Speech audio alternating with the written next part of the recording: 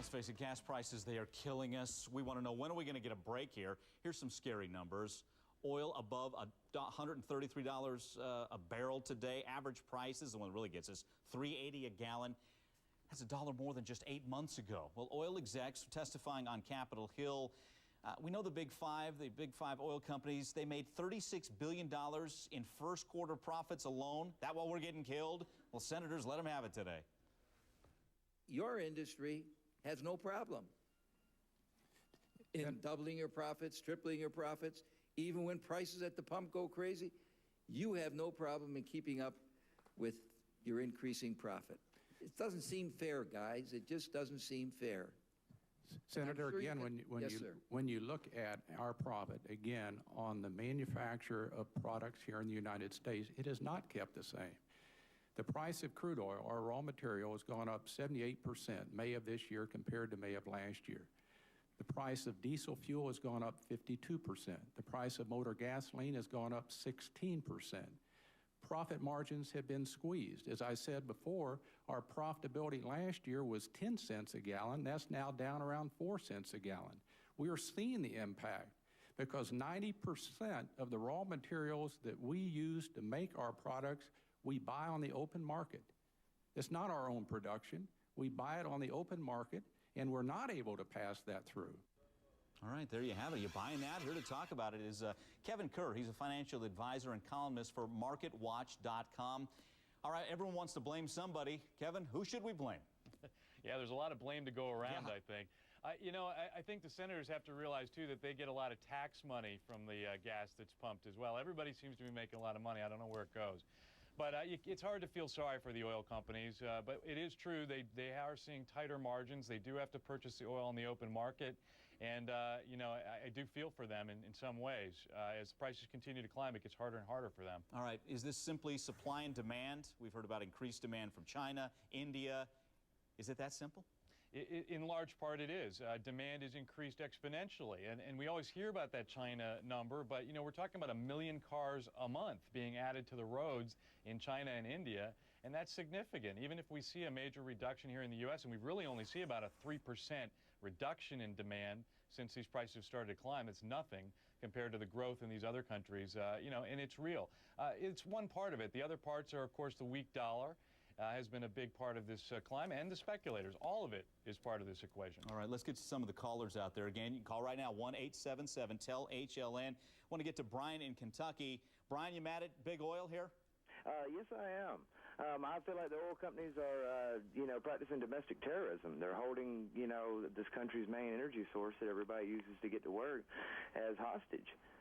I feel like the stimulus, if they do a stimulus package, it should be cut from the profits of the oil companies and divided amongst the American citizens. It's like, what's going to happen when everyone's unable to go to work and, the economy shuts down? All right. Kevin, what about that? Domestic terrorism, strong words there. Yeah, that is strong words. I'm not here to defend the big oil companies. They are making a lot of money. But I will say this, the real big impediment here to natural resource here in this country is not allowing offshore drilling. And that's part of Congress's problem, not the big oil. Big oil, I'm sure, would love to drill offshore. And that's really what we have to focus on. The oil companies aren't really holding the oil supplies hostage. They are just a business. And, their profit margins are fairly low compared to, say, Google or Yahoo. Maybe we should take profits from Google or Yahoo at a 45% profit margin and use that as a stimulus. All right, let's get to another call. Buzz in Maryland. Buzz, who's to blame? First of all, the oil companies, I believe, are to blame for not exercising some of the choices that they do have. I also feel that I'm furious at the senators for not asking the right questions, not having enough about economics to ask the right questions, the tough questions they need to ask the oil companies. What would you have asked? Well, the oil companies are saying that supply and demand is the primary factor that's affecting the high prices at the pumps. Senator, well. As an answer, and they're doing nothing about it. The law of supply and demand says that you can't. Well, we're kind of losing the call there, but I think we got the gist of that. mad at the government. What about this?